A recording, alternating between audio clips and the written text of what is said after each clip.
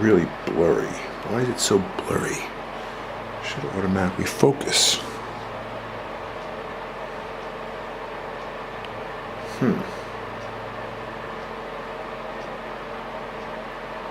Well, we're gonna have to deal blurry. Okay. So, what we want, and you're gonna have to do this with your own hands initially. Okay. So, we want to create arch. So, what you're gonna do is you're gonna take your own foot and just do exactly what I just did. Okay. So essentially what you're doing is you're trying to grab that keystone, that navicular, and you're trying to raise it up. And so how you get help from that, so see what I do here? I'm gonna actually take and turn the foot a little bit. So not necessarily moving, not doing this. The motion is going to be like this. A little bit of turning the lower leg out and up. So you see that when I go like that, and then if I go the opposite way, it flattens the arch. So you feel that? That's a really key concept, and that's how we get the glute into this whole thing. And like I said, this is hard work. Yeah. And we want you to be able to do that by yourself. And there's some key concepts. So non-weight bearing, it's going to be easier to do. So this is how you're going to start. But every time you get in the pool, you're going to do the same thing because it's going to unweight you.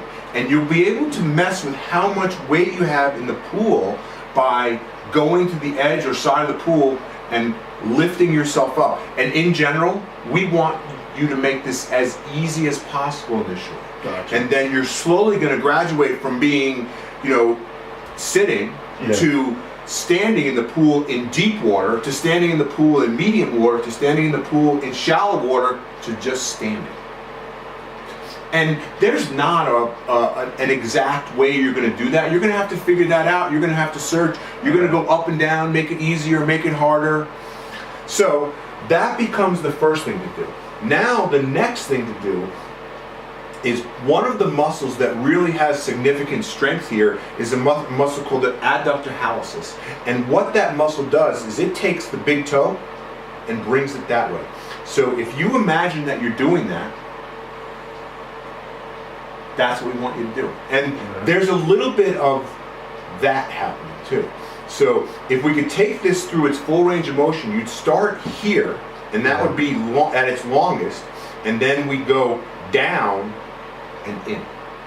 And we want you to imagine that you are doing that with your muscle. Okay? Yeah. So that becomes your second deal. So go ahead and take that toe and lift it up and then bring it down. But use your hand to start doing this stuff at first. It's okay. Try and think about the arch being nice and tall as you run through all this.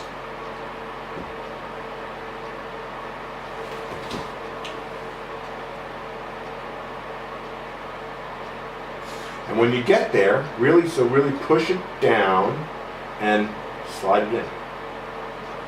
And then bring it in and up. And then down and in. And obviously, don't hurt yourself. What does this do? So what that, since that muscle is right here, it helps to make the foot shorter. That's really what we're trying to do, is we're trying to shorten your foot. Gotcha. And a lot of these exercises that we're doing are called short foot exercises. That's what we're really trying to do. But what we're really trying to do is we're trying to bring the ball of the foot and the heel together by going like that. Yeah. That's really what we're trying to do. Okay. Okay? And then what we want you to do is we want you to do some toe up and toe down. Toe up, toe down.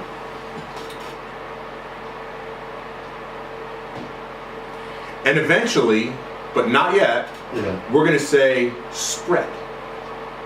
And then that together. And then spread and go together. But all in time. Yeah. Okay? Okay. So that's all the intrinsic foot stuff. So now we're going to kind of take a little step back, and we're going to start exercising the muscles that are in that calf. Remember that the tibialis posterior is a key muscle for that. So what you're going to do is you are going to put this between your heels, and you are going to put your foot down and raise your heel. Okay? But we want you to come up, hold, and then down. And when you do that, think about right there, that tibialis posterior muscle coming up.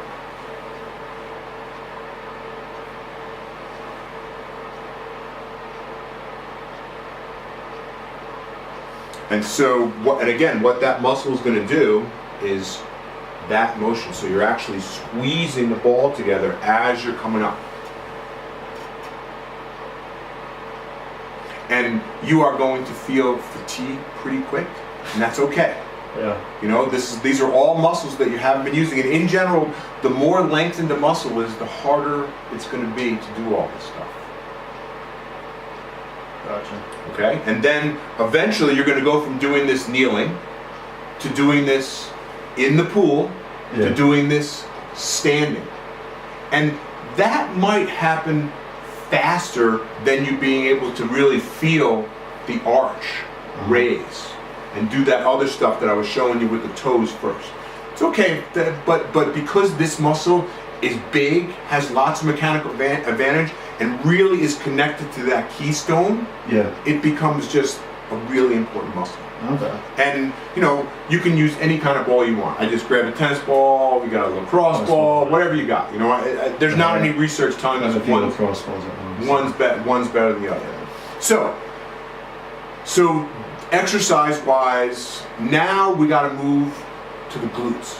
No, actually, we got one more to do to the tibialis posterior, and I might be overloading you a little bit, but that's just how I roll. That's fine. Yeah. So we need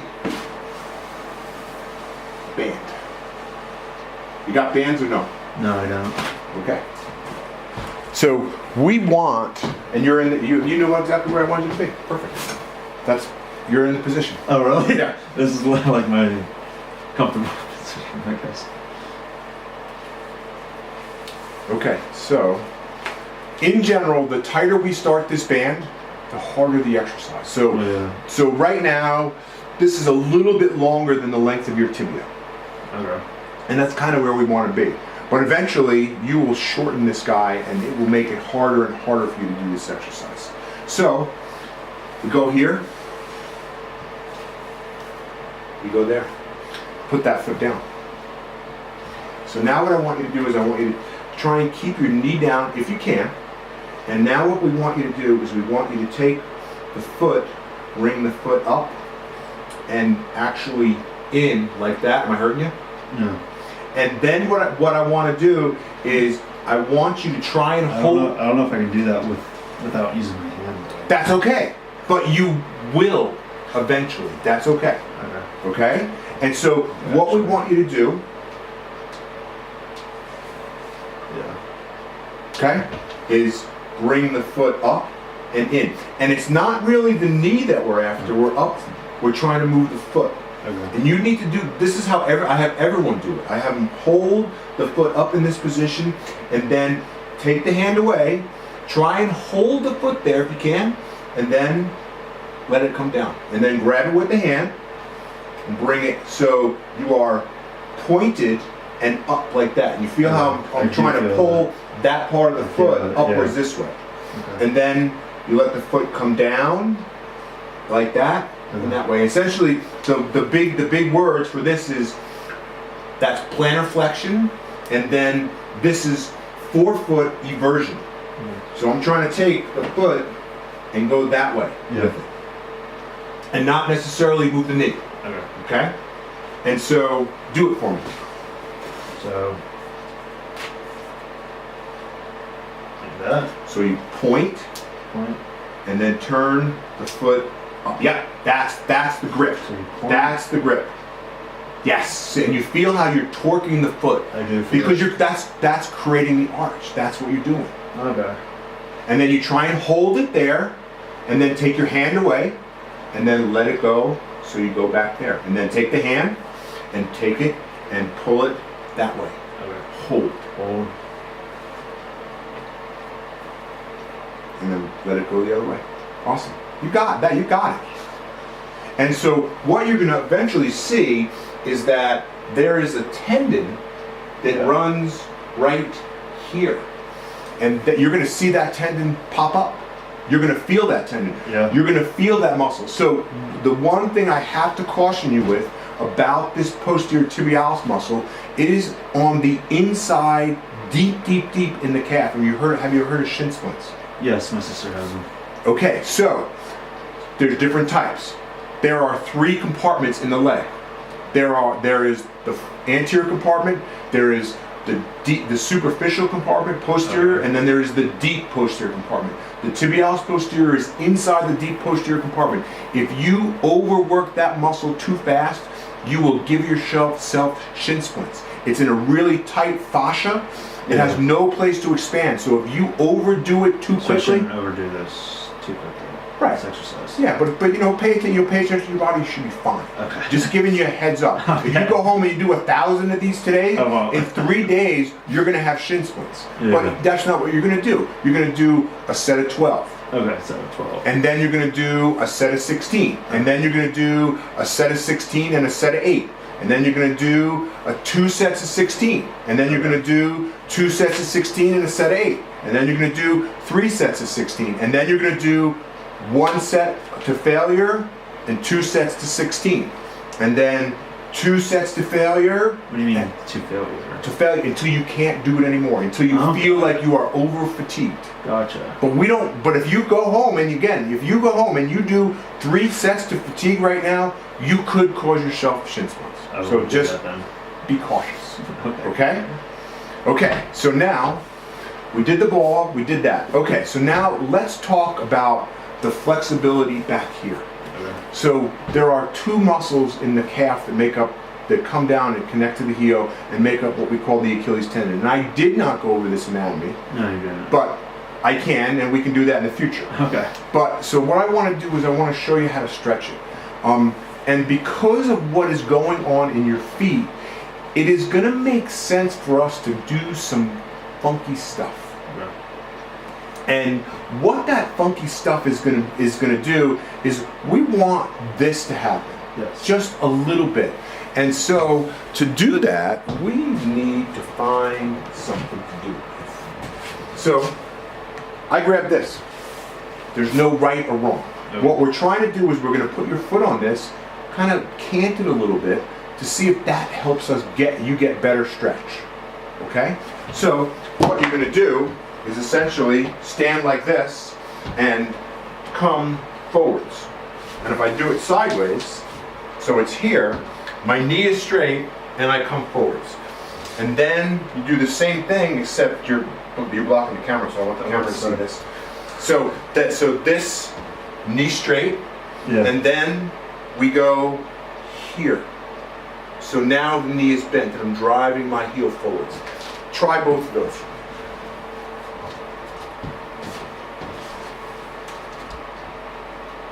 How does it, hold on for a second. Yeah. How does it feel for us to put your foot like that? Feels Do you good. like it? Do you not like I it? don't like it. Okay. I mean, And you don't like it because it's putting more pressure right there, or because it's putting more pressure on other parts of your foot? Mostly because it feels, I think it's the scientific. Okay. And we don't necessarily. Well, let's try this both ways, Okay. with and without, and you can give me feedback, and we're going to follow your feedback. Okay. So other leg here. So knee straight. You can put your hand on the wall, and what we want is we want the heel to stay down and for you to drive your body forwards. Heel came up a little bit. Feel how your hip, you just put the heel down. Yeah. Now keep the heel, and it's not how far you go. What we're after is I want you to feel a stretch I do feel a stretch. there. Okay? Yep. That's what we want. Yep. So now go ahead and come back, so stand tall. Now I want you just to drive the knee forward stretch. So, but bring this other foot forward so it's here. Okay, now, but keep the heel down, and now go ahead and drive that stretch. Keep the heel down. Heel down. Okay, go ahead. There you go. You feel a stretch again? Yep. Okay, awesome. So now let's try it without this guy. Tell me what you feel. And let me tell you that ideally, so when anatomy, anatomy is happy and normal, we drive the knee directly over that second toe. In your case, I don't know if that makes sense, because normally the second toe is a little bit more at that kind of angle. My knee over, it's over like the third. That's fine. And As then long this as one, when I grab my knee over, it's not even over. okay, It's like over the first toe. okay. Looks like maybe not either. Yeah, but what the important thing here is that you feel the stretch in the calf. That's what we're after. So you want me to? Yeah. How's that?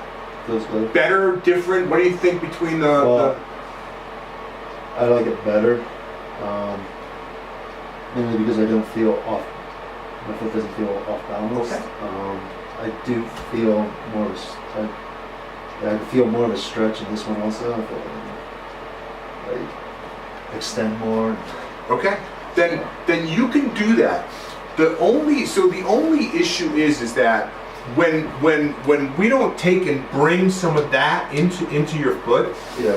we are stretching all of those passive structures on the bottom of the foot, that spring ligament, that plantar fascia, Yeah. and ideally we wouldn't do that. But we're going down a road that we're gonna have to curtail things a little bit just Gotcha. because of what's happening. I mean, you know, that right here, that has become weight bearing for you, and in a normal foot it is not. And that's why you have a callus there, just like you'd have I underneath have the to foot. go to a damn. The podiatrist, he's got to shave your foot all the time. Yeah, Right. Because it just But hopefully, every 6 months I have. right? But hopefully, Back. out of doing this stuff, then instead of going every 6 months, maybe you get to go every 9 months. Maybe you get to go once a year. That kind of deal. Because we're trying to take the weight bearing off of that. Yeah. Okay. Am I blowing your mind? That is, because I never quite understood why the callus always forms. And all of this is all just basic mechanics. Because what does a foot do? So every time you take a step, that arch flattens. Yeah. And then when you lift your foot, it absorbs shock. That's what it's meant to do. And when you have a very, very flat foot, the shock has to be absorbed by the knee, by other joints, by the hip, by all that kind of stuff. Yeah, definitely. So that's what happens. And if you're the other way, if you're a high arch person, then the arch doesn't flatten, and the same thing happens. That the force has to be absorbed.